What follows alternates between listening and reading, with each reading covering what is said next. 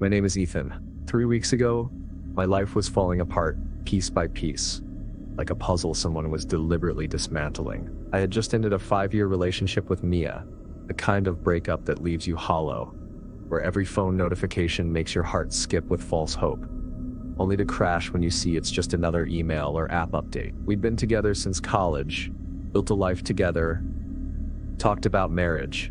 Then one evening, after months of growing silences and tension so thick you could suffocate in it, everything finally shattered. There was no dramatic fight, no betrayal to point to, just the quiet understanding that we'd become strangers sharing the same space. The breakup was only part of it. My job at Carson & Powell Financial was slowly crushing my soul. I'd been passed over for promotion twice, watching younger, less experienced coworkers climb the ladder while I remained stuck in the same position I'd held for 3 years. My boss, Richard, had started micromanaging every aspect of my work, questioning decisions I'd been making successfully for years. The office politics had become unbearable. Whispers stopping when I entered rooms, emails I wasn't copied on, meetings I should have been invited to. I needed to escape. Not just a weekend getaway or a night out with friends. I needed true isolation, silence, peace. I needed to be somewhere no one could reach me, where I could hear my own thoughts again, without the constant noise of a life that seemed to be crumbling around me. That's when I found the listing. It appeared in my recommendations one night, as I scrolled mindlessly through rental sites at 2 a.m., unable to sleep in the apartment that still felt too empty without Mia's things. A beachfront house on a small tropical island I had never heard of, Isla Obscura. The name alone seemed to whisper promises of seclusion. The photos showed a beautiful wooden home with pristine white walls, large glass windows that seemed to invite the ocean inside, and an infinity pool that appeared to merge seamlessly with the sea beyond. The interior shots revealed polished hardwood floors, minimalist furnishings, and bedrooms with views that would make you want to wake up at sunrise just to witness the changing colors of the sky. It seemed too perfect, too isolated, too beautiful, and way too cheap. Only $70 a night for what looked like a luxury property worth at least $500. A voice in the back of my mind whispered that something wasn't right. Prices like that always came with a catch, but I was desperate, running on 3 hours of sleep and the lingering effects of the 2 glasses of whiskey I'd had to help me relax. I didn't want to question it. I needed this escape too badly. The listing had 0 reviews, which was strange for a place that looked so impressive. The host profile was minimal, no photo, just a name I see you have remembered. A deep, smooth voice said from the bottom of the stairs. The words froze my blood. Remembered what? The toy car? The rules? My heart hammered so loudly in my chest I was certain whoever, whatever, was down there could hear it. Silence followed the voice. I remained motionless, barely breathing, straining to hear any indication of movement. Nothing. No footsteps ascending the stairs, no further words, just that heavy, expectant silence. Minutes stretched into what felt like hours as I sat rigid in the darkness, waiting for something to happen. Eventually, I must have fallen into an uneasy sleep, because the next thing I knew, pale morning light was filtering through the curtains, and birds were singing outside. I hadn't slept well, not truly. My body felt heavy, my head throbbed with a dull ache, and my eyes burned as if I'd been staring at a screen for too long. Even those few hours of unconsciousness had provided no real rest, just a brief respite from the terror. Cautiously, I removed the chair from under the door handle and unlocked the bedroom door. The house was silent, filled with the soft, golden light of early morning. Everything looked normal, peaceful even. If not for my bone-deep exhaustion and lingering fear, I might have convinced myself that the events of the previous night had been nothing more than vivid nightmares. But I knew better, and when I checked the bottom of the stairs, my suspicions were confirmed. The toy car was gone, just as the rubber duck had vanished the night before. This was no dream, no hallucination brought on by stress or isolation. Something was happening in this house, something beyond rational explanation. I made coffee, my hands trembling slightly as I measured out the grounds. The familiar routine should have been comforting, but even this simple task felt somehow tainted by the strangeness that permeated the house. The kitchen, which had seemed so bright and welcoming on that first day, now felt like a stage set. Too perfect, too arranged, as if waiting for actors to take their places. I needed to find out what was happening. I needed answers. After breakfast, I began a more thorough exploration of the house, looking for anything I might have missed during my initial inspection. I knocked on walls, searching for hollow sounds that might indicate hidden spaces. I examined the bookshelves, pulling volumes out to check behind them. I looked under rugs, inside vases, beneath cushions. For hours, I found nothing unusual, just the same immaculate, too perfect rooms I had already seen. Then, as I was examining the guest bedroom, the one rule number 7 specifically warned against sleeping in. I noticed something. A thin, almost invisible line in the wallpaper near the closet. It was so subtle, I would never have spotted it if the morning light hadn't hit it at just the right angle, creating a faint shadow. I ran my finger along it, feeling a slight depression in the wall. The line formed a rectangle about the size of a small door. My heart began to race. I pushed against different spots along the line, hoping to trigger some mechanism. Nothing happened. I knocked on it. The sound was different, hollow compared to the solid thud of the surrounding wall. There was definitely something behind there. I searched the edges more carefully and found a small, almost imperceptible indentation at one corner. When I pressed it, there was a soft click, and a section of the wall swung inward slightly, revealing darkness beyond. A hidden door. A secret room. Every instinct told me to close it immediately, to pretend I'd never found it. But curiosity, that same dangerous curiosity that had led me to explore the house despite the warnings, pushed me forward. I needed to know what was behind that door. I retrieved my flashlight and, with shaking hands, pulled the hidden door open wider. It revealed a narrow wooden staircase leading upward into darkness. The attic. It had to be. Rule number 3 echoed in my mind. Do not enter the attic. I stood frozen in the doorway, the beam of my flashlight illuminating worn wooden steps that disappeared into blackness above. The air that wafted down from the opening was different from the rest of the house. Warmer, dustier, with that same sweet yet medicinal scent I had noticed when I first arrived, only much stronger now. Logic screamed at me to close the door, to respect the rules that had so far kept me safe. But that deeper part, that curious, reckless part, whispered that the answers I sought must be up there. Why else would the rule be so explicit, so final? What was hidden in the attic that I wasn't supposed to see? I placed one foot on the bottom step. The wood creaked beneath my weight, a sound so normal and ordinary that it momentarily broke the spell of dread. It was just an attic, I told myself. Just an old, forgotten storage space. What harm could come from looking? I began to climb, each step groaning softly under my feet. The air grew warmer, thicker, the strange scent more intense. My flashlight beam cut through the darkness, revealing dust motes dancing in the air. When I reached the top of the stairs, I found myself in a large, low-ceilinged room. The attic spanned the entire width of the house, with exposed wooden beams crossing overhead and small, round windows at either end letting in thin shafts of sunlight. The floor was covered in old rugs, strange, colorful rugs with intricate patterns that seemed to shift and change if I looked at them too long. And scattered throughout the space were objects, dozens of them, hundreds perhaps.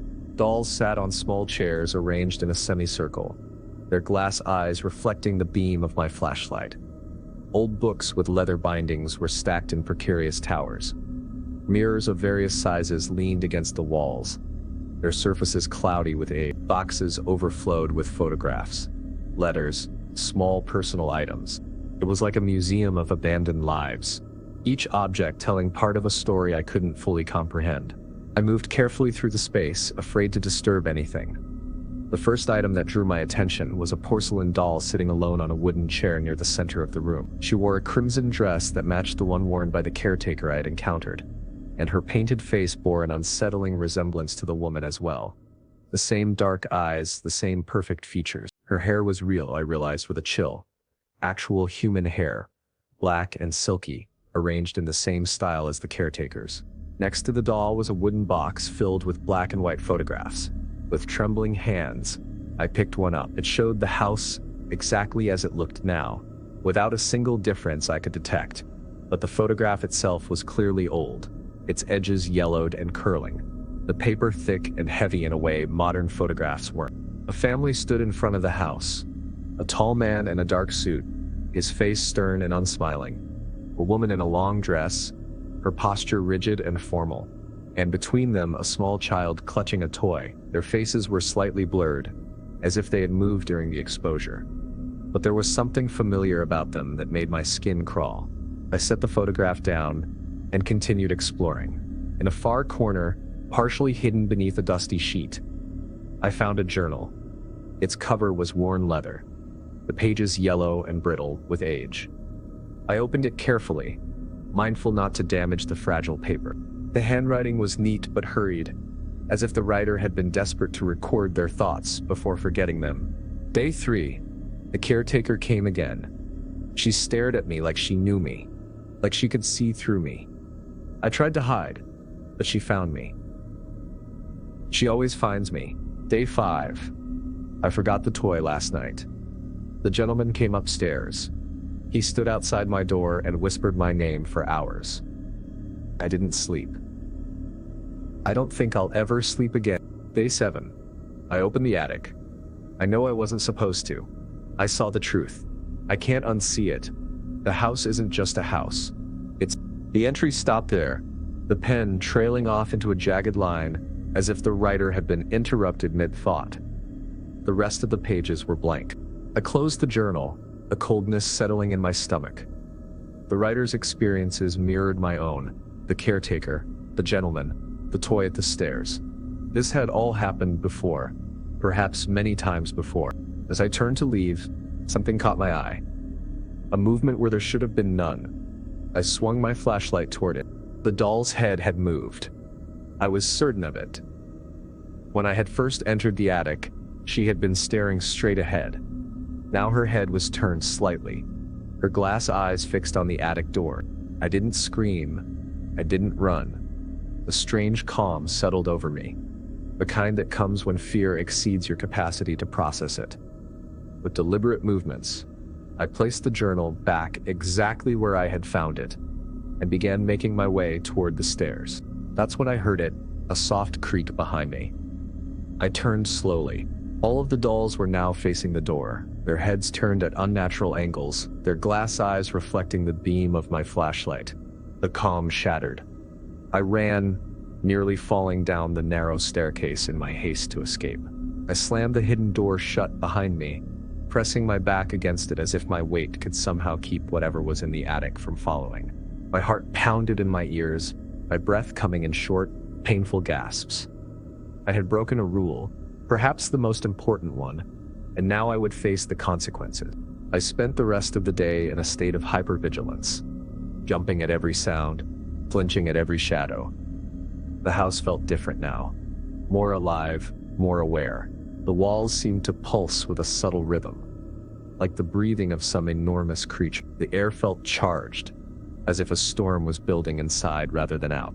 Night fell with unnatural swiftness, darkness flooding the rooms despite the numerous lights I had turned on. I was more careful than ever with the rules now. I checked under the bed 3 times. I locked every window. I placed a small wooden top I had found in a drawer at the base of the stairs. At exactly 2:00 a.m., I heard him again. The gentleman. His footsteps were heavier tonight, more deliberate. He didn't just walk through the living room and kitchen. He explored every corner of the first floor, opening drawers, moving chairs, his presence impossible to ignore. Then he began to climb the stairs. Step by step, slow and measured, he ascended. Each footfall was like a hammer on my nerves, driving me further into terror. He stopped outside my bedroom door. I could hear his breathing, deep, regular, patient. "You saw the attic," he said, his voice as smooth and cultured as it had been the night before. "Now you carry the secret too." A long pause, filled only with that steady breathing. They were not always here, you know. The house brought them, collected them, just as it collects all who come. Another pause. Sleep well, Ethan, while you still can. Then silence. No footsteps retreating, no door opening or closing. He was simply gone, as if he had never been there at all. I didn't sleep that night. I couldn't. I sat with my back against the headboard, the bedside lamp burning brightly, waiting for morning with the desperate hope of a condemned man.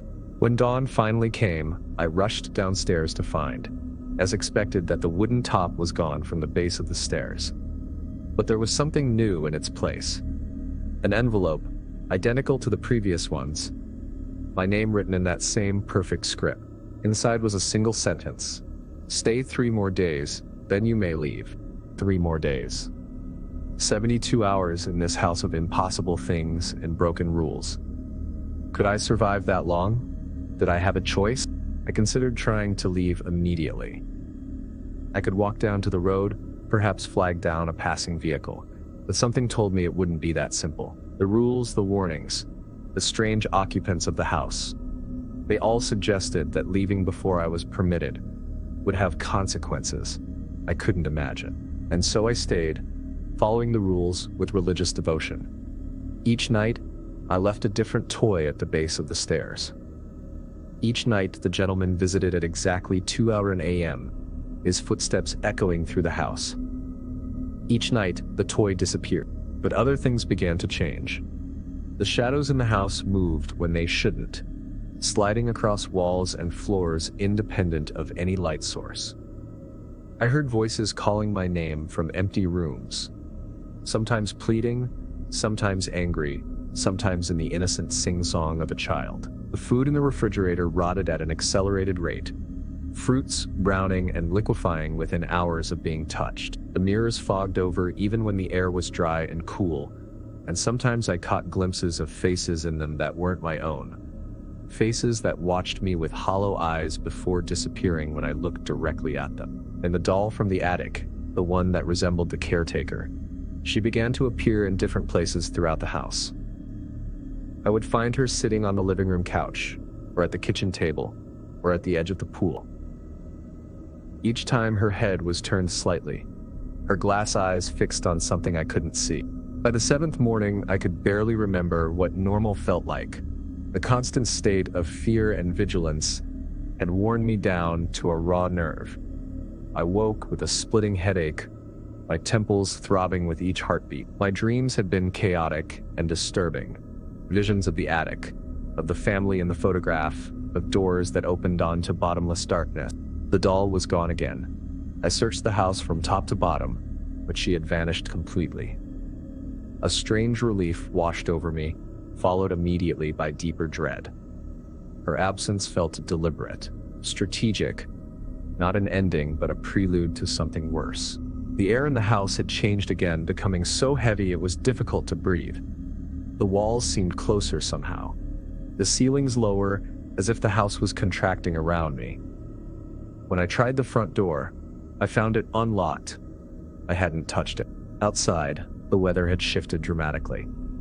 Dark clouds hung low over the ocean, and a fog had rolled in from the water, so thick I could barely see the beach.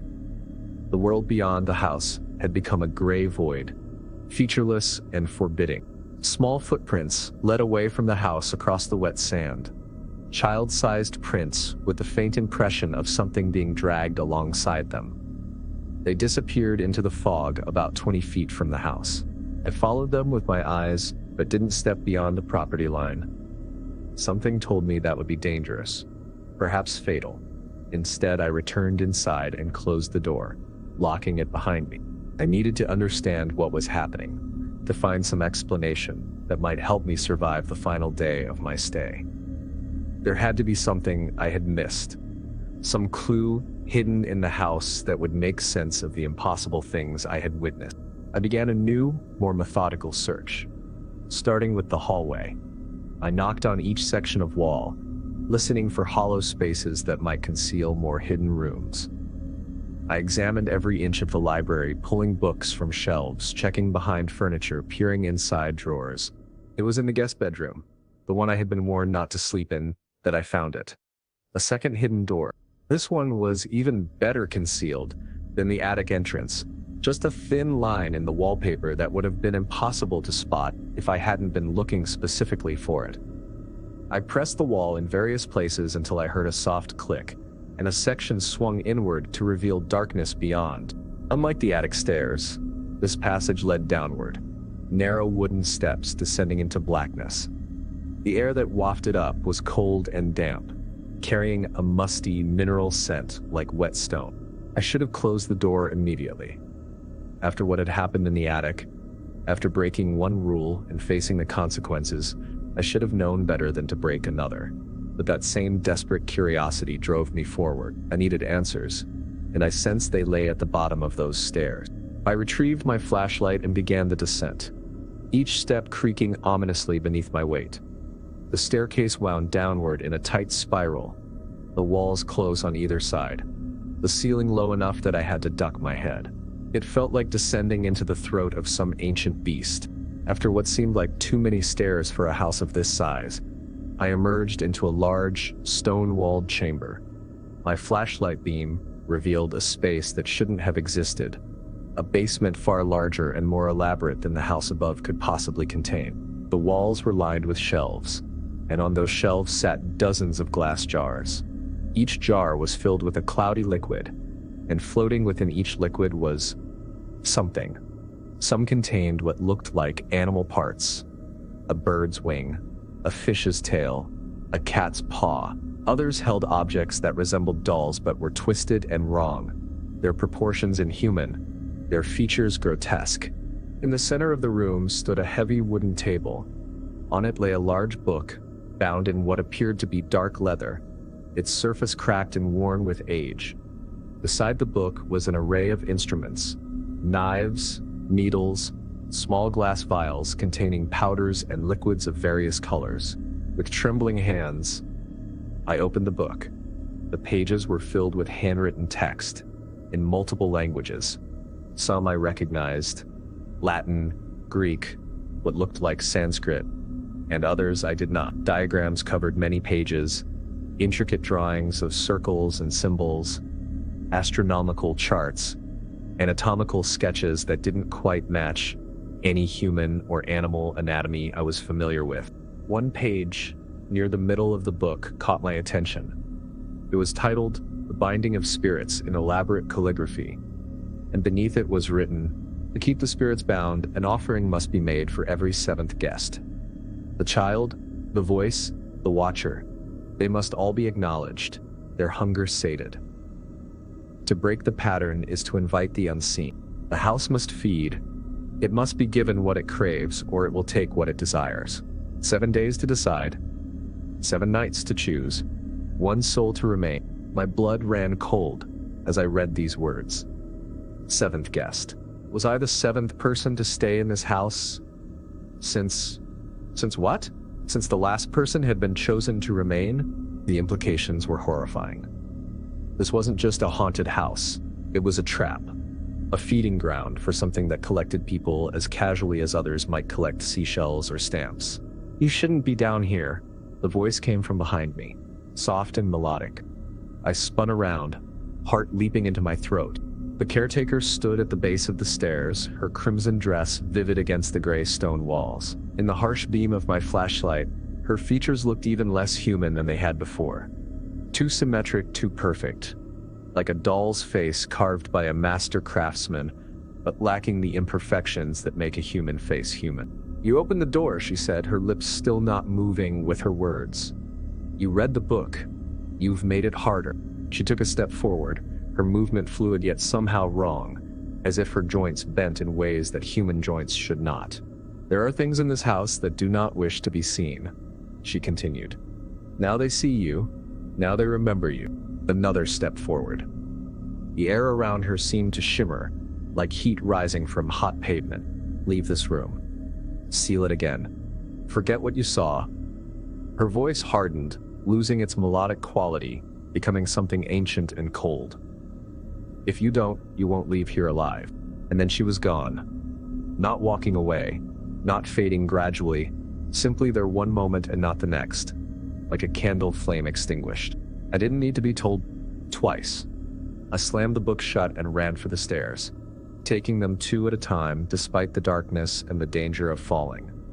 I burst back into the guest bedroom, pushed the hidden door closed, and dragged a heavy dresser in front of it for good measure. But I knew it was too late. I'd seen too much, learned too much. The rules no longer protected me because I had broken the most important ones. I had entered the forbidden spaces, had read what I was not meant to read, had understood what was meant to remain hidden. That night, everything changed. The house itself seemed to awaken fully, to shed any pretense of being an ordinary structure. The lights flickered constantly, sometimes dimming to near darkness, sometimes flaring so bright that I feared the bulbs would shatter. The temperature fluctuated wildly. One room would be freezing cold, while another was stiflingly hot. Then they would switch without warning. I heard voices in the walls, in the vents, in the pipes, low, chanting voices, speaking in languages I didn't recognize. Sometimes they seemed to be arguing, their tones becoming heated and aggressive. Other times they whispered urgently, as if sharing secrets they didn't want me to overhear. When I looked in mirrors, I no longer saw only my reflection. Sometimes I caught glimpses of others standing behind me, shadowy figures with indistinct features who vanished when I turned around. Sometimes the reflection showed rooms I wasn't in, the attic, the basement, parts of the house I had never seen before. The rules didn't seem to matter anymore. I followed them all, left a toy, checked under the bed, stayed out of the guest room. But the house had moved beyond such simple constraints. It knew that I knew, and it was done playing games. I tried writing everything down, hoping that organizing my thoughts might help me make sense of what was happening. I filled pages with observations, connections, theories. But the more I wrote, the more I realized how little I truly understood. The house, the caretaker, the gentleman, the doll, they were all parts of something larger, something older, something beyond my comprehension. As night deepened, I noticed something strange happening to the living room walls. They seemed to pulse slightly, expanding and contracting with a rhythm that matched my heartbeat. The wallpaper pattern shifted subtly when I wasn't looking directly at it, the flowers and vines rearranging themselves into new configurations. At exactly 2:10 a.m., a door appeared on the living room wall, a door that hadn't been there before and couldn't possibly lead anywhere. It was flat black, with no handle or knob, just a rectangular void darker than the surrounding darkness. Around its frame were symbols similar to those I had seen in the book from the basement, spirals and angles and shapes that hurt my eyes to look at directly. The door emitted a faint glow, a negative light that seemed to absorb the illumination from the room rather than add to it. Without thinking, I reached out and touched it. The moment my fingers made contact with its surface, a wave of cold rushed through me, so intense it felt like my blood had turned to ice. A chorus of whispers flooded my mind, too many voices speaking too quickly for me to understand any individual words. Faces flashed before my eyes, men, women, children, all with expressions of terror, their mouths open in silent screams. I jerked my hand back, gasping. The door remained, its black surface now rippling slightly, like the skin of a pond disturbed by a thrown stone. Slowly, I backed away, not taking my eyes off the impossible door. It remained until dawn, fading gradually with the first light of morning. When I went to the kitchen to make coffee, hoping the familiar ritual might calm my shattered nerves, I found a new envelope on the table. Inside was a simple warning: do not touch the black door. It belongs to the unseen. I was beginning to understand that this house was more than just haunted. It was a nexus, a crossing point between our world and something else. The rules, the warnings, the strange occupants, they were all part of a system, a set of boundaries established to keep the world separate, to prevent whatever lay beyond that black door from fully entering our reality. And I had been tampering with those boundaries since the moment I arrived. That night, my final night in the house, if the promise of 3 more days was to be believed, I was more careful than ever. I placed the largest toy I could find at the base of the stairs, a stuffed giraffe I discovered in a chest in the hallway. I checked under the bed multiple times. I closed every curtain, locked every door and window, turned off all lights except for the small lamp beside my bed. At 2 a.m., the black door appeared again, this time on the wall of my bedroom. It opened slowly, silently, revealing not a room or a passage, but a void. A darkness so complete, it seemed solid. A hand emerged from that darkness. Long, pale fingers with too many joints, the skin so translucent that I could see shadows of bones beneath. It didn't reach for me. It simply rested on the floor, palm down, fingers splayed, as if feeling the texture of our reality. Then came a voice, not the gentleman's cultured tones or the caretaker's melodic speech, but something older, deeper, like stones grinding together in the earth's core. "One more night," it said. "Then we decide." The hand withdrew, and the door closed, fading gradually until the wall was once again solid and ordinary. I didn't sleep at all. I sat with my back against the headboard, knees drawn up to my chest, watching the wall where the door had been, afraid it might reappear. Morning came with agonizing slowness, the sky outside turning from black to deep blue to pale gray. When I finally gathered the courage to leave the bedroom, I found the stuffed giraffe sitting in the kitchen sink, soaking wet as if it had been submerged in water for hours. And on my pillow, where my head would have been had I fallen asleep, was the final envelope. "Tonight is the last test. Pass and you may leave. Fail and you stay.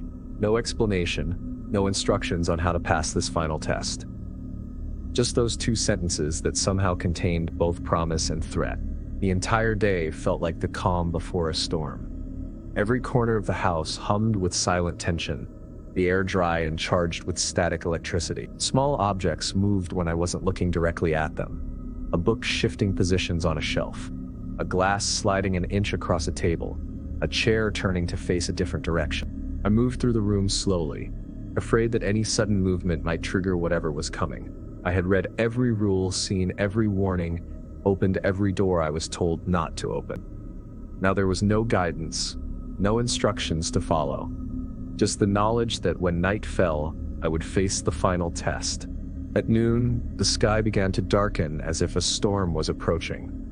Thick, gray clouds rolled in from the sea, heavy with rain that never fell.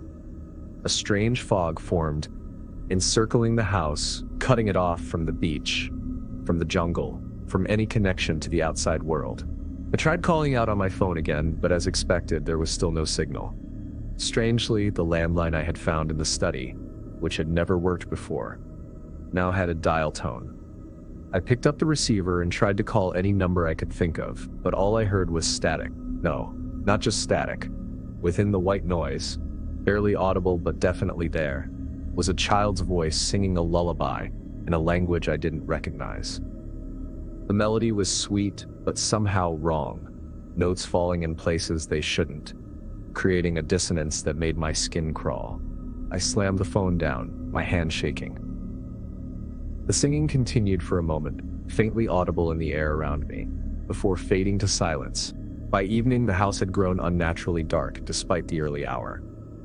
I lit candles in every room, their warm light providing little comfort, but at least pushing back the shadows enough for me to see. The doll still hadn't returned, the caretaker hadn't appeared, and even the footsteps that came each night had gone silent. Their absence frightened me more than their presence had. It felt like a collective holding of breath, like the house and all its inhabitants were waiting for something momentous. At exactly midnight, every candle in the house extinguished simultaneously. No breeze, no warning. One moment they burned brightly, the next they were out, thin trails of smoke rising from their wicks in the sudden darkness. Then a voice whispered from the walls, the floor, the ceiling, from everywhere and nowhere at once. "Begin." I stood frozen in the living room, my heart pounding so hard I could feel it in my throat, my fingertips, my temples. I couldn't move, couldn't think beyond the primal fear that had consumed me entirely. The hallway lights blinked once. Just once, a brief flash that illuminated the path to the stairs. It was enough to break my paralysis. I moved forward, drawn by that momentary light, my feet carrying me without conscious direction. At the bottom of the stairs, The floor was wet, not with water, but with something darker, thicker, that gleamed faintly in the dim light. I didn't touch it, didn't investigate further. I simply began to climb. At the top, I found that the hallway had changed. It stretched farther than it should have been able to, given the dimensions of the house, where there should have been just 2 bedroom doors and the hidden entrance to the attic. There were now 3 additional doors, 1 red, 1 blue, 1 black. Each emitted a faint glow in its respective color, illuminating the otherwise dark hallway. I remembered the final message: pass and you may leave. Fail and you stay. This was the test. These doors were the test. I approached them slowly, my breath shallow, my palms slick with sweat. The red door thrummed with a barely perceptible vibration. The blue door felt cold, the air around it several degrees cooler than the rest of the hallway. The black door simply was an absence rather than a presence, a void cut into the fabric of reality. I had to choose, but which was the correct door? Which would allow me to leave, and which would trap me here forever? I thought back over everything I had seen and learned during my stay. The rules, the warnings, the hidden rooms, the book in the basement. None of it provided clear guidance for this moment. After long deliberation, I chose the red door. As my hand touched the knob, a voice whispered from somewhere behind me. The first guest chose the red door too. I hesitated but didn't turn around. There was no going back now. I turned the knob and pushed the door open. Beyond lay a room filled with mirrors. Tall, thin, twisted mirrors that bent and swirled in impossible shapes. They didn't reflect the room I stood in, but showed other places, other times. In one, I saw the attic as it might have been decades ago. The doll sitting in her chair, but newer, her dress vibrant and unworn, her face uncracked by age. In another, I saw the basement, but changed. The jars broken, their contents spilled across the stone floor. Something dark and glistening crawling among the shards. A third showed me, but not as I was now. This Ethan was covered in ash, his face pale and drawn, his eyes empty of life or light. His reflection raised a hand and pressed it against the inside of the glass, as if trying to reach through to me. Suddenly all the mirrors shattered simultaneously, exploding inward with a deafening crash. I dropped to the floor, arms covering my face to protect against the flying glass. When I looked up, the doorway I had entered through was gone. I was in a completely different room. This one was a nursery, painted in soft pastels, a white crib in the center gently rocking of its own accord. A music box somewhere played a lullaby, the same one I had heard on the phone, but clearer now, its wrongness more pronounced. The air smelled of lavender and something metallic, like fresh blood. I approached the crib slowly, dreading what I might find inside. There was no baby, only the doll that had been appearing throughout the house. Her eyes, which had been painted on when I first saw her in the attic, were now clearly glass, and they opened as I leaned over the crib. "You were warned," she said, her voice tiny but sharp as a needle. "You didn't listen." The walls of the nursery began to peel away, the cheerful paint curling back to reveal rough, splintered wood beneath, not the framing of a house, but something darker, more primitive, like the inside of a coffin. The crib burst into flames, white-hot fire consuming it in seconds. The doll remained untouched at the center of the inferno, her glass eyes reflecting the dancing flames, her small mouth curved in what might have been a smile. I ran, not caring which direction, just needing to escape the heat and that terrible, knowing smile. I crashed through a door that hadn't been there before and found myself in yet another room filled with mirrors. But these mirrors reflected nothing. Not me, not the room, just absolute blackness. A figure stepped out of that blackness, coalescing from the shadows like smoke solidifying into human form. It was him, the gentleman, the one who walked the stairs at 2:00 a.m. each night. He stood before me, taller than I had imagined, his face still a blur, like a photograph taken while the subject was moving. "Do you understand now?" he asked, his voice smooth and cultured despite his indistinct features. I nodded, though I wasn't sure I fully comprehended what was happening. but I knew enough. This house fed on something. Fear, perhaps. Mistakes. Broken rules. It existed to test people, to trap them, to collect them. The gentleman pointed to a door behind him. Plain wood, no color, no distinctive features. That door leads out, he said, but only if you choose correctly. Choose what? I asked, my voice hoarse from smoke and fear. Who stays? The air grew cold around me. Behind me, I heard the caretaker's voice. You brought something back. Something that doesn't belong. It must stay. She stood beside the doll now, both of them watching me with identical expressions of patient expectation. What did I bring? I asked, looking between their impassive faces and the gentleman's blurred one. The gentleman stepped forward. Your fear, your memories, your guilt. His voice softened slightly. They don't just go away. One must stay. One must always stay. The walls of the room began to pulse with a slow, rhythmic movement, like the breathing of some enormous beast. 3 figures appeared in front of the plain wooden door. Ghostly, translucent shapes that gradually solidified into recognizable forms. Me, the caretaker, and the doll. I understood then. This was the final test. Not which door to choose, but who would remain behind when the door was opened. One had to stay to maintain whatever delicate balance kept the house in check, to feed whatever hungry thing lived within its walls. My mind raced. If I chose the caretaker or the doll, would I be free? Could it really be that simple? But something told me it wouldn't work that way. They were already part of the house, bound to it by rules and rituals I didn't fully understand. No, the choice was more personal, more terrible. If I stay, I said slowly, the words feeling heavy on my tongue. Does the next guest get a chance to leave? The gentleman nodded, the movement strange and liquid, as if his head wasn't quite attached to his body in the normal way. And if I leave? What happens then? The house resets, he replied. The game begins again, the memory flashed in my mind. The journal in the attic, the writer who had seen too much and disappeared mid-sentence. The photographs of families who had stood in front of this house decades, perhaps centuries ago. The whispers and the static, the faces in the mirror. How many had come before me? How many had faced this same choice? I looked at my reflection in the remaining fragments of mirror scattered across the floor. I looked tired, beaten down, but also, for the first time since arriving at this cursed place, strangely clear-eyed. The fear was still there, but it had transformed into something else. A grim understanding, a terrible clarity. Then I stay, I said. The caretaker stepped back, her movements fluid yet wrong, like a puppet controlled by invisible strings. The doll's permanent smile seemed to widen slightly, a change so subtle I might have imagined it. The gentleman nodded once, then simply vanished.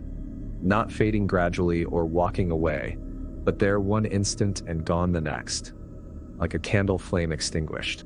The house shuddered around me, the walls contracting and expanding as if taking a deep breath. The lights flickered wildly, then stabilized at a dim, steady glow. And I felt it happening, a coldness spreading from my core to my limbs, a slowing of my thoughts, a fading of my heartbeat. But strangely, there was no fear. The terror that had been my constant companion for the past 7 days simply melted away, replaced by a calm certainty, an acceptance of what I had become. I was part of the house now. Its newest guardian, its newest watcher. The rules would be rewritten. The cycle would continue. And someday, someone else would come seeking escape or adventure or peace. Someone who wouldn't read the rules carefully enough. Someone who would think they could outsmart the house, could solve its mysteries. And I would be waiting. The doll now sat quietly on a small table in the entrance hall facing the front door. Behind her, a new envelope waited, crisp and white against the dark wood. I knew what it contained without needing to read it. Welcome to your stay. Please read the rules carefully. Failure to follow them will result in consequences. And do not open the door after 8:45 p.m., no matter who is outside. 2. If a tall woman in a crimson dress knocks, do not answer. Do not speak to her. 3. Do not enter the attic. ever. If you see a child by the pool at night, stay inside. Lock all windows. The gentleman in the gray suit visits at 2 a.m. Do not interact with him. 6. Always leave a toy at the base of the stairs before bed. 7. Do not sleep in the upstairs guest room. 8. Check under your bed every night before sleeping. 9. If the mirrors fog without reason, leave the room immediately. 10. Should you hear humming from empty rooms, do not investigate. 11. If you notice a man watching you from the shadows, pretend you don't see him. He was once a guest here too. A new guest would arrive soon, and the house would be ready. My name is Mia. 2 weeks ago, my life felt like it was finally coming together. I had just ended a toxic relationship, started a promising new job, and decided I needed a fresh start somewhere peaceful and beautiful. That's when I found the listing for a beachfront house on a small tropical island I'd never heard of. The pictures showed a stunning wooden home with white walls, large glass windows, and an infinity pool overlooking the ocean. It seemed too perfect and too cheap. Only 7. I didn't ask questions. I needed this escape. The listing had no reviews, but the host responded quickly, "Yes, it is available. I hope you enjoy your stay. Someone will be waiting for you." I booked it immediately. The journey was long and strange. By the time I arrived at the small island airport, the sun was already setting. A driver was waiting with my name on a handwritten sign. He barely spoke as we drove for nearly 2 hours, the road growing narrower and rougher as we left civilization behind. Finally, we stopped in front of a tall wooden gate. "You are here," the driver said, and then he was gone, leaving me alone as darkness fell. I pushed open the creaking gate and saw the house, exactly as beautiful as in the photos, with warm lights glowing welcomingly from within, but no one was there to greet me. The key was under a potted plant, just as the email had mentioned. It felt strangely warm in my hand. Inside, the house was immaculate, almost too perfect, as if no one had ever lived there. A welcome basket sat on the kitchen counter, and I found the refrigerator already stocked with food and drinks. I explored the house, admiring the ocean view, the modern kitchen, the comfortable bedrooms upstairs. Everything seemed designed for the perfect vacation. Then I noticed an envelope taped to the inside of the front door. My name was written on it in elegant cursive. Inside was a list of rules. The first one caught my eye immediately. Do not open the door after 8:45 p.m., no matter who is outside. I checked my watch. It was 8. In the shadows near the staircase, I thought I saw someone watching me, a tall man in casual clothes, his face half hidden in darkness. But when I blinked, he was gone. I must have imagined it. After all, I was alone in this beautiful house, wasn't I? In the upstairs bedroom, the journal of Ethan Mercer lies hidden beneath the floorboards, its final entry unfinished. Dade, I chose to stay so others might leave. But I'm beginning to understand that no one truly leaves this place. We become part of it, pieces in a game with no winners, only new players. If you're reading this, you're already Isander, an adjoined date from 5 years ago. No other properties listed. I sent a message asking about availability for the following week, not expecting a quick response given the time. To my surprise, a reply came within minutes. "Yes, it is available. I hope you enjoy your stay." That was all. No greeting, no name, no additional information about check-in procedures or house rules. Just those 2 short sentences that somehow felt both welcoming and vaguely unsettling. I brushed off the feeling. The host was probably just not the chatty type, and English might not be their first language. I booked the house immediately, using nearly all of my emergency savings. I requested time off work the next morning, citing a family emergency. Richard barely looked up from his computer as he approved it with obvious irritation. I didn't care. In less than 48 hours, I'd be far away from everything and everyone. The journey to Isla Obscura was far more complex than I had anticipated. There were no direct flights. I had to take 3 connecting flights, each plane smaller than the last. The final leg was on a weather-beaten prop plane that seated only 8 passengers, half of the seats empty. The pilot, a weathered man who looked like he'd been flying these routes for decades, said nothing beyond basic safety instructions. When we landed, I realized airport was a generous term for the single runway and small concrete building that served as both arrival and departure gates. The humid air hit me immediately as I stepped off the plane, heavy and sweet with the scent of unfamiliar flowers and the distant tang of salt water. A man stood beside the only car in the small dirt parking lot, an aging Land Rover that had seen better days. He held a handwritten sign with my name on it, Ethan Mercer. His face was expressionless, dark eyes watching me approach, without any change in his stoic demeanor. He was tall, probably in his 50s, with skin tanned and weathered from years under the tropical sun. "Hello," I said, extending my hand. "I'm Ethan." He nodded once, ignoring my outstretched hand. "Daniel." "I take you to house." His accent was thick, but his English was clear. I climbed into the passenger seat, my single suitcase tossed unceremoniously into the back by Daniel, who hadn't offered to help but simply taken it from my hand without asking. "Is it far to the rental house?" I asked, as he started the engine, which coughed twice before reluctantly roaring to life. "Not close," was all he said. I tried again. "Beautiful island. Have you lived here long?" "Always." "What's the weather forecast for the week?" "Same." His clipped responses made it clear conversation wasn't welcome. I gave up and turned my attention to the window instead, watching as we began to drive away from the small cluster of buildings that seemed to constitute the island's only town. At first, the roads were paved and relatively smooth, lined with small shops, painted in faded pastel colors, and modest houses with laundry hung out to dry. Children played in yards, and old men sat in plastic chairs outside what looked like a small bar. People waved at each other, but no one waved at our vehicle. A few people actually turned away when they saw the Land Rover pass. Gradually, the dwellings grew more sparse until they disappeared altogether.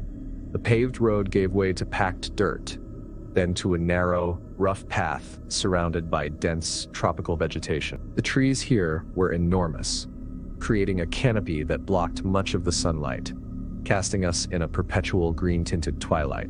I checked my phone. No signal as expected. I had downloaded offline maps before leaving, but when I checked, the blue dot of our location seemed to drift in undefined green space. No roads marked, no landmarks noted. It was as if this part of the island didn't exist on any map. "Do many tourists come to this part of the island?"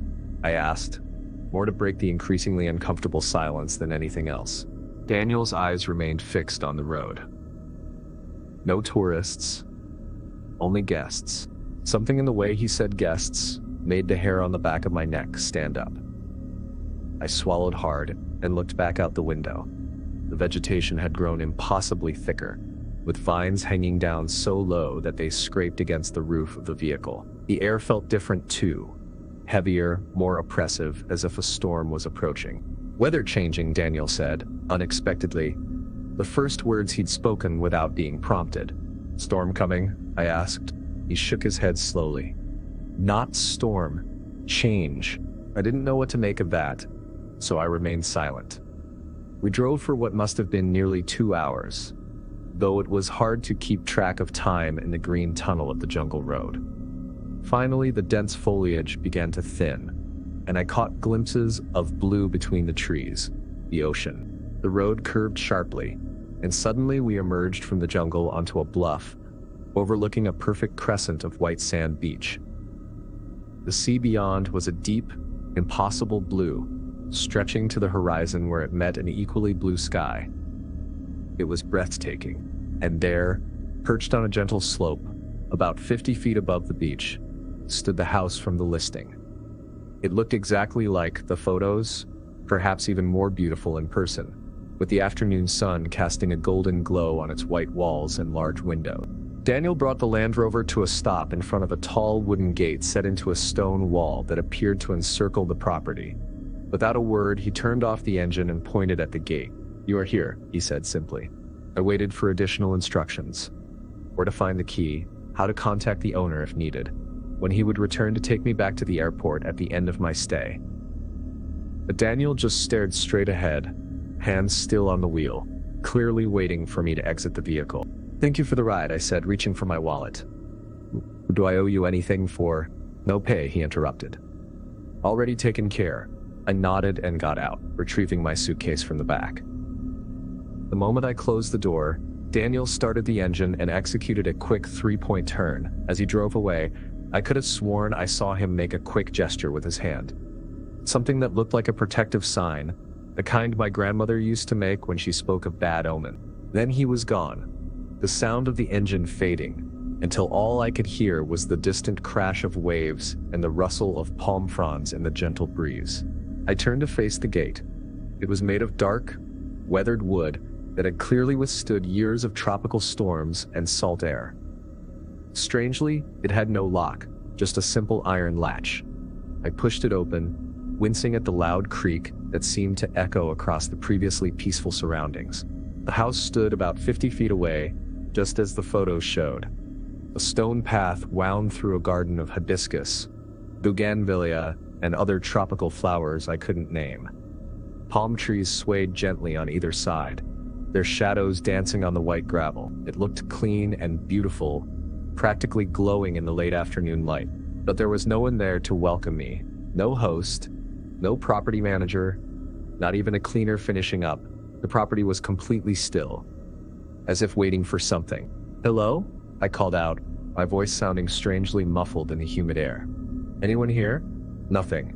Just the sound of distant waves and the occasional call of an unfamiliar bird. I remembered the booking confirmation email had mentioned that the key would be under a potted plant near the front door. I approached the entrance, where several ceramic pots held lush tropical plants. Sure enough, beneath the largest one, a pot holding what looked like a small palm, I found a key. Something was odd, though. The key was warm, almost hot to the touch, as if it had been sitting in direct sunlight all day. But the plant was fully in the shade of the house's overhang, and the air there was noticeably cooler. I rolled the key between my fingers, trying to understand why it felt so warm. Perhaps someone had just placed it there moments before I arrived. I shook off the strange feeling and used the key to unlock the front door. It turned smoothly in the lock, and the heavy wooden door swung open without a sound. No creaks, no resistance, as if the hinges had been recently oiled in anticipation of my arrival. Inside, the house was spotless. The air smelled faintly of lavender and something else I couldn't quite identify. Something almost like cinnamon, but sharper, more medicinal. The floors gleamed, the windows sparkled, and every surface looked as if it had been dusted moments before. A small welcome basket sat on the kitchen counter. Fresh, tropical fruits, a bottle of wine, and a box of what looked like locally made chocolates.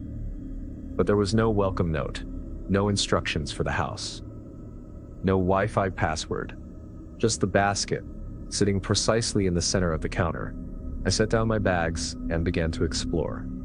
The living room was open and airy, with a plush sofa facing a large window that looked out onto the sea. The kitchen had sleek marble countertops and modern appliances. When I opened the refrigerator, I was surprised to find it already stocked with basics: eggs, butter, milk, cheese, some vegetables, and even a few beers. Upstairs, there were 2 bedrooms. The master bedroom had a king-sized bed with crisp white linens and a balcony overlooking the ocean. The second bedroom was smaller, but equally well-appointed, with a queen bed and a view of the lush rear garden. Both bathrooms had rainfall showers, fluffy towels neatly folded on the counters, and high-end toiletries lined up with almost military precision. Everything was perfect. Too perfect. Each room looked exactly like the photos online, without a single item out of place. It didn't feel lived in or even recently cleaned. It felt staged, like a model home that had never been occupied. And yet, as I moved from room to room, I couldn't shake the feeling that I was being watched. The back of my neck prickled, and I found myself repeatedly glancing over my shoulder, expecting to find someone standing behind me. But there was never anyone there. I returned to the living room and stood by the large window, trying to appreciate the breathtaking view. The sun was beginning to set, casting golden light across the water.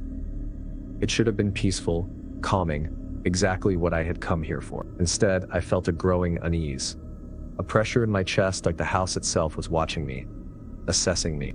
As I turned away from the window, something caught my eye. A small envelope taped to the inside of the front door.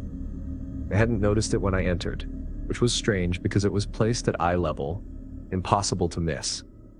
My name was written on it in perfect cursive handwriting, the letters formed with an elegant precision that seemed almost too perfect to be human. The ink was deep black and didn't smudge when I ran my finger over it.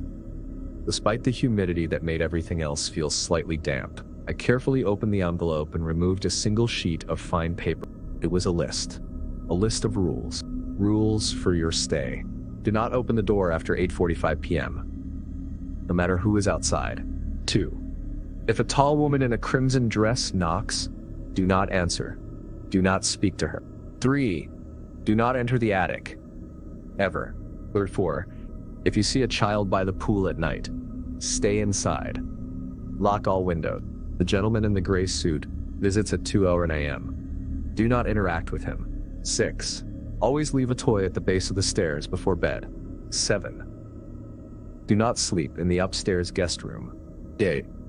Check under your bed every night before sleeping. 9. If the mirrors fog without reason, leave the room immediately. 10. Should you hear humming from empty rooms, do not investigate. There was no explanation, no signature, nothing to indicate who had written these bizarre instructions or why they existed. I read the list again and again, waiting for the punchline, for some indication that this was a joke. Some vacation rentals did include quirky or humorous house rules as part of the experience. I'd once stayed at a cabin in the mountains where the welcome book included tongue-in-cheek warnings about Sasquatch sightings and instructions for proper s'more etiquette. But this didn't feel like a joke. There was something about the precise handwriting, the quality of the paper, the specific and bizarre nature of the rules that made my skin crawl. The warnings were too detailed, too specific to be random. They felt like they had been written with deadly seriousness by someone who believed every word. I placed the list on the coffee table and walked through the house again, this time with a different perspective. I opened every closet, looked behind every door, checked under every bed. Nothing seemed out of place. No hidden cameras, no signs of anyone else having recently been there. The house was as perfect and untouched as it had appeared initially, but I still couldn't shake that feeling of being observed, of invisible eyes tracking my movements. The pressure in my chest hadn't subsided. If anything, it had intensified. It was as if the house itself was holding its breath, waiting to see what I would do next. By the time the sun began to set, casting long shadows across the floors, I had convinced myself that the rules were indeed just a strange joke. Perhaps the owner's idea of creating a haunted house experience for guests seeking a thrill. I made myself a simple dinner from the supplies in the fridge, and poured a glass of wine from the welcome basket. I took my meal out to the pool area, determined to enjoy the stunning sunset view. The infinity pool gleamed in the fading light, its still surface reflecting the oranges and pinks of the sky. The ocean beyond was calm, waves gently lapping at the shore. The scene was beautiful, peaceful, exactly what I had been looking for when I booked this getaway. But even here, in this perfect setting, I couldn't relax. The breeze would suddenly stop, as if nature itself was holding its breath. The palm trees would go still, their fronds frozen mid-sway for several seconds before resuming their gentle motion. Each time this happened, the silence felt heavier, more oppressive, like the quiet before a devastating storm. After dinner, I returned inside and locked the door behind me, suddenly very aware that rule number 1 specified not opening the door after 8:45 p.m. I glanced at my watch. 8. A part of me wanted to laugh at myself for even considering these rules as anything more than a joke.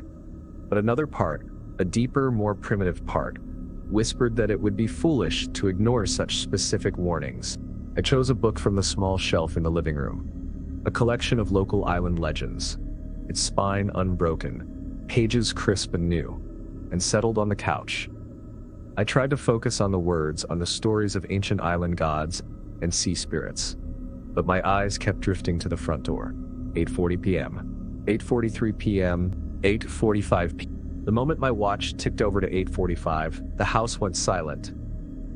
Not just quiet, but completely unnaturally silent. The constant background hum of the air conditioning, the soft whir of the ceiling fan, the distant sound of waves, All of it ceased at once, as if someone had pressed a universal mute button.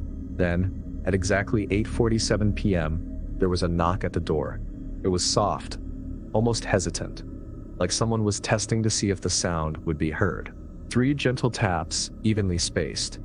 My blood turned to ice. I sat frozen on the couch, the book forgotten in my lap, my eyes fixed on the door. It was a coincidence, I told myself. Just a coincidence. Perhaps the property manager had forgotten to tell me something important and had come by to check in.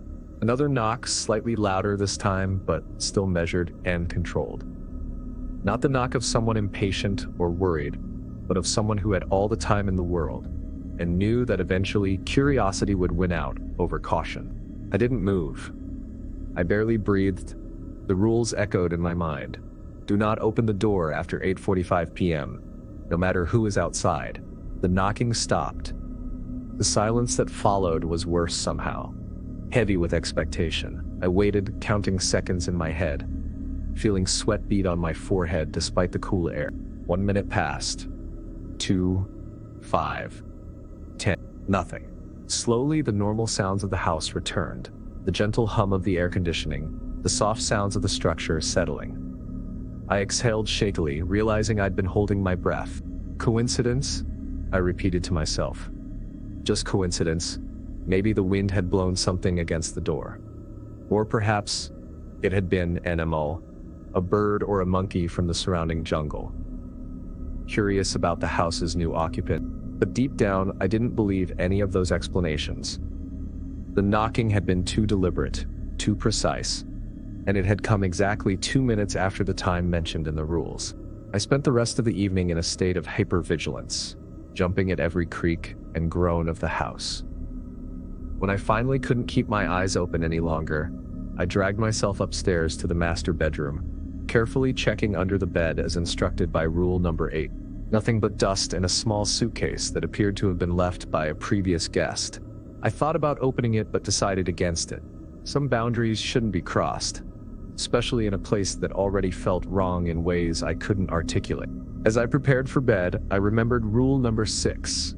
Always leave a toy at the base of the stairs before bed. I hadn't seen any toys in my exploration of the house. But then I recalled the small rubber duck sitting on the edge of the master bathroom tub. It seemed oddly childish in the otherwise sophisticated house, but perhaps it had been left there for exactly this purpose. I retrieved the duck and placed it carefully at the bottom of the staircase, feeling ridiculous, but unwilling to test what might happen if I ignored this particular instruction. Then I retreated to the master bedroom, locked the door behind me, and collapsed into bed, exhaustion finally overwhelming my fear. I didn't sleep well. Every time I began to drift off, I thought I heard footsteps downstairs. Soft, measured steps moving from the front door to the kitchen, from the kitchen to the living room, from the living room to the bottom of the stairs. Each time I'd jerk awake, heart pounding, straining to hear over the rush of blood in my ear. But there was never anything there. No footsteps, no voices, no signs that anyone but me occupied the house. By the time morning came, soft golden light filtering through the curtains, I felt as if I hadn't slept at all. My eyes were gritty, my body ached, and my mind felt foggy with exhaustion. I dragged myself out of bed and immediately went to check the bottom of the stairs. The rubber duck was gone. I froze, a cold wave of dread washing over me. I hadn't touched it. I was certain I hadn't moved it in my sleep. The bedroom door had been locked from the inside, the key still in the lock where I had left it. Someone, or something, had taken the duck during the night. I searched the entire first floor, checking every corner, every drawer, every possible hiding place. The duck was nowhere to be found. However, everything else seemed untouched. Nothing was out of place, nothing disturbed. If someone had entered the house during the night, they had taken only the rubber duck and left no other trace of their presence. Trying to calm my increasingly frayed nerves, I made coffee, the familiar ritual providing some small comfort. The kitchen was peaceful in the morning light, the view of the ocean through the window spectacular as the early sun cast diamonds of light across its surface. The coffee helped clear my head somewhat, and I began to rationalize. Perhaps there was a perfectly logical explanation for the disappearing duck. Maybe the house had a caretaker who came in early mornings to check on things. Maybe there was a pet I hadn't yet encountered. A house cat, perhaps, that had taken a liking to the toy. Or maybe I was simply more exhausted than I realized, and had moved the duck myself. The action lost in the fog of sleep deprivation. I decided to get some fresh air, hoping that time on the beach might help me regain my perspective. I changed into swim trunks, grabbed a towel from the bathroom, and headed outside. The beach was as perfect as it had appeared from the house.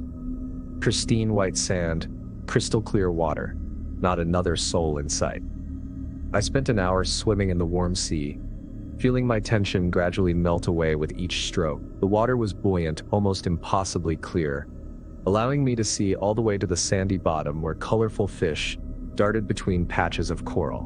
When I finally emerged from the water, refreshed and feeling more rational, I saw her. A woman was standing at the front door of the house. She was tall, unusually so, with long black hair that hung straight down her back, reaching almost to her waist. She wore a dress of such a deep red that it appeared almost black in the shadows cast by the house's overhang. Her back was to me, one pale hand raised as if she had been about to knock. Rule number 2 flashed in my mind. If a tall woman in a crimson dress knocks, do not answer. Do not speak to her. I stopped in my tracks, water still dripping from my body, the pleasant warmth of the sun suddenly unable to touch the chill that had settled in my core. I didn't move, didn't call out, barely breathed as I watched her. For a long moment, nothing happened. She stood completely still, frozen in the moment before knocking, like a paused film. Then slowly, with a deliberate grace that seemed almost choreographed, she turned around. Her face was pale, unnaturally so, as if she had never spent a moment in the sun, despite living on a tropical island.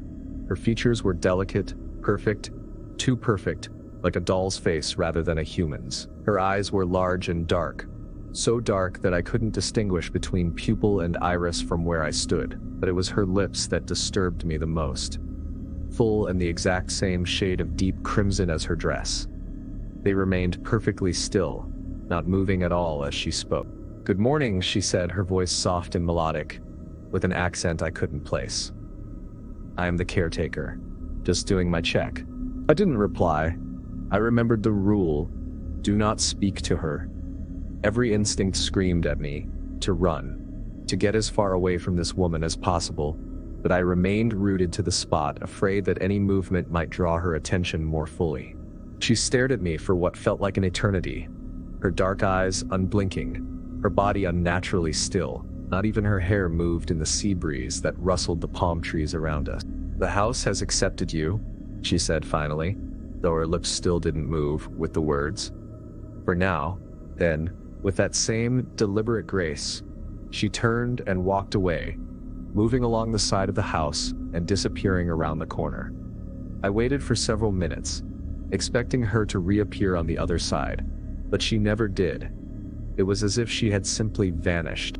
I ran to the house, my heart pounding so hard I could feel it in my throat. I locked the door behind me, checking twice to make sure it was secure, then ran through the house, locking every window, every door leading outside. That wasn't normal. No human moved that way, spoke that way, looked that way. Her stillness, her perfect features, her lips that didn't move with her words.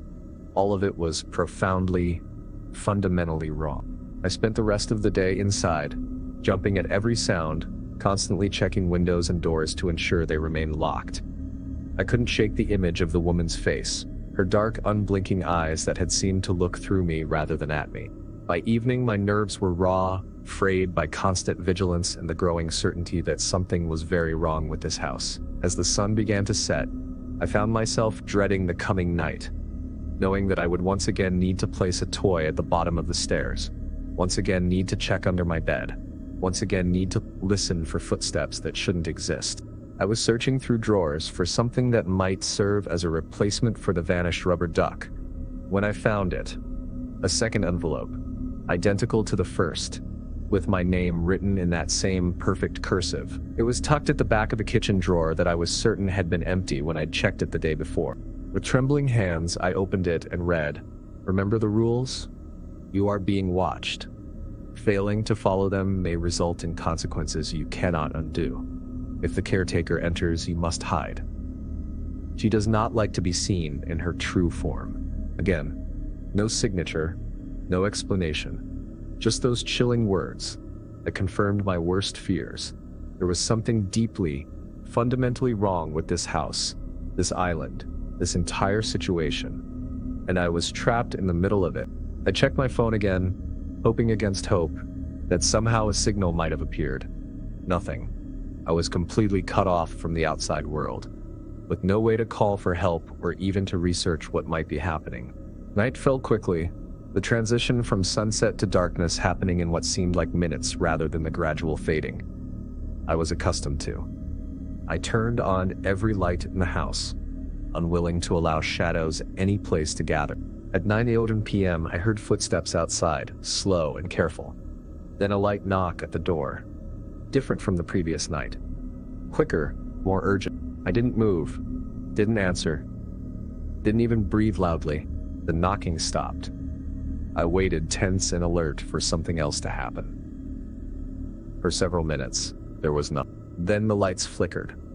Once, twice, and then they went out completely, plunging the house into absolute darkness. I had placed a flashlight from my suitcase on the coffee table earlier, anticipating that something like this might happen. I fumbled for it now, my hands shaking so badly that I nearly knocked it to the floor before managing to turn it on. The beam cut through the darkness, illuminating a small circle of the living room. Everything looked normal: the couch, the coffee table, the bookshelf. But something felt different. The air seemed heavier, thicker somehow. And there was a scent I hadn't noticed before. Something sweet and musty, like old flowers left too long in a vase. Then I heard it, a humming sound, soft and high-pitched. It came from the hallway leading to the stairs, a gentle melody that sounded almost like a lullaby, but with notes that fell in places they shouldn't, creating a dissonance that set my teeth on edge. Rule number 10 flashed in my mind. Should you hear humming from empty rooms, do not investigate. But the humming wasn't coming from a room. It was coming from the hallway, and it was growing louder, clearer, as if whatever was producing it was getting closer. I backed away, moving toward the kitchen, keeping my flashlight trained on the hallway entrance. The humming stopped abruptly, leaving a silence so complete it rang in my ears. Then a child laughed, a clear, bright sound that had no place in this dark, empty house. I nearly dropped the flashlight. Rule number 4. If you see a child by the pool at night, stay inside. Lock all windows. I rushed to the back doors that led to the pool area, making sure they were locked. Through the glass, I could see the pool glowing faintly in the darkness. Its surface perfectly still, despite the breeze I could see ruffling the palm trees beyond. There was no child visible, but I pulled the curtains closed anyway, unwilling to tempt fate. The humming started again, this time from the small closet near the stairs. It was gentle, almost hypnotic, drawing me toward it, despite my fear. I found myself taking one step, then another, my body moving almost against my will, as the sweet melody pulled me forward. I stopped just outside the closet door, my hand reaching for the knob even as my mind screamed at me to run. The humming grew louder, more insistent, and I could feel the vibration of it in my chest, in my bones. With a supreme effort of will, I pulled my hand back and stepped away from the door. The moment I did, the humming stopped. Just like that, cut off mid-note, as if someone had flipped a switch. The lights came back on suddenly, momentarily blinding me after the intense darkness. I blinked rapidly, trying to adjust, half expecting to see someone standing there when my vision cleared. But I was alone. The house was exactly as it had been before the blackout, not an item out of place. I checked my watch, 9:47 p.m., not even 10 p.m., and already the house had put me through a gamut of inexplicable experiences. How would I survive until morning? More importantly, how would I survive the visit from the gentleman in the gray suit at 2:00 a.m.? I searched the house again, this time looking specifically for something to replace the rubber duck as the toy required by Rule 6. In a cabinet in the upstairs hallway, I found a small matchbox car, red with yellow wheels, looking almost new despite a thin layer of dust that suggested it had been there for some time. I placed it carefully at the bottom of the stairs, wondering what purpose this ritual served, what entity or force might be appeased by this strange offering. Back in the master bedroom, I checked under the bed again, relieved to find nothing but the same dust and abandoned suitcase. I locked the door, wedged a chair under the handle for good measure, and sat on the edge of the bed. Wait, I didn't plan to sleep. I couldn't, not with the knowledge that at 2:00 a.m. someone would be walking through the house. I needed to be alert, ready to what? I had no plan beyond following the rules and hoping they were enough to keep me safe. Despite my determination, exhaustion eventually won out. I dozed off sitting upright, my head nodding forward, only to jerk back up as I caught myself falling asleep. Each time, I checked the clock, 11:23 p.m., 12:47 a.m. I must have fallen into a deeper sleep at some point, because the next thing I knew, I was waking to the sound of footsteps. Slow, measured, deliberate footsteps moving through the living room below. The clock on the bedside table read 2:00 a.m. exactly. I sat perfectly still, barely breathing, listening intently. The footsteps continued, moving from the living room to the kitchen, then back to the hallway. They were heavy, the sound of hard-soled shoes on wooden floors. A man's footsteps, steady and unhurried. They reached the bottom of the stairs, and then stopped. I could hear breathing now, deep, even breaths that seemed too loud, too present, as if the person taking them stood just outside my door rather than at the foot of the stairs. Darth,